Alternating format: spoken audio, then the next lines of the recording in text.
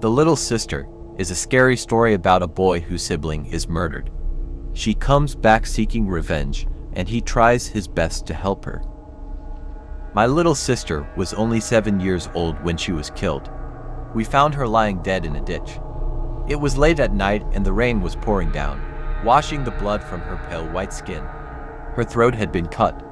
Her eyes were still open and she stared blankly at the rainy sky. The police never found out who killed her. They buried her in the graveyard, not far from our house. At the funeral, my father held me tightly against his chest. Tears were streaming down my cheeks. And my mother couldn't come, she was too sick. Back then, we all lived together. There were a lot of us. My mother and father, my aunt and uncle, my 3 cousins, my sister and I. Not long after the funeral, my sister came back. I saw her outside my window at night, scratching at the glass. Her eyes were just hollow sockets. Her cheeks were sunken, and her hair was matted with dirt.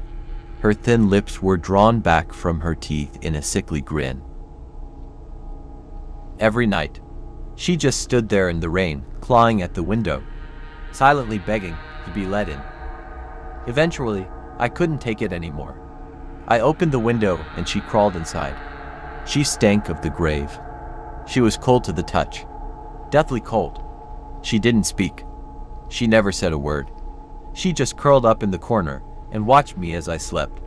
When I woke up in the morning, she would be gone. One night, she seemed to be trying to tell me something. She kept pointing to a picture of my uncle. As she grabbed my arm, I couldn't understand what she was trying to say. Then, all at once, a chill ran down my spine. I realized my uncle was somehow involved in her death. I began to grow very frightened of him. After that, things seemed to fall into place. I understood why my sister kept coming back. She wanted revenge. She wanted my uncle to pay for what he had done. One rainy day, my uncle took me for a walk along the cliffs. He stopped at the edge and gazed out over the sea. The grass was wet and slippery. The moment he turned his back, I knew this was my chance. I gathered all my strength and kicked him in the back. I still remember the expression on his face, as he twisted and turned, desperately trying to regain his balance. It was no use. He toppled over the side. I crawled up to the edge and peered over. His body lay on the jagged rocks below, his arms and legs twisted at odd angles. His skull was smashed and his neck was broken. Bright red blood trickled down on the stones. When the police came, I pretended to cry. I told them he slipped, and they had no reason to doubt me. After all, I was just a child. That night, my parents wanted me to sleep in their room. I told them I wanted to be alone. My father was torn apart by his brother's death.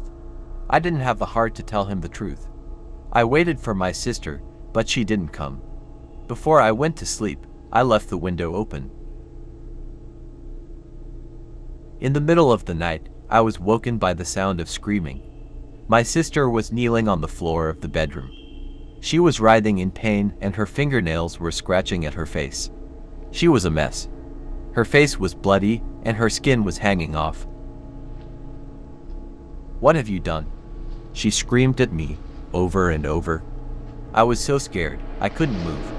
As I watched, she screamed and sobbed and tore her own flesh off with bloody fingers. Then I must have blacked out. When I woke up, she was gone. I never understood the horrible thing I had done to my little sister. Until we went to the graveyard for my uncle's funeral. They buried my uncle in the same grave as her, and my sister never came back again.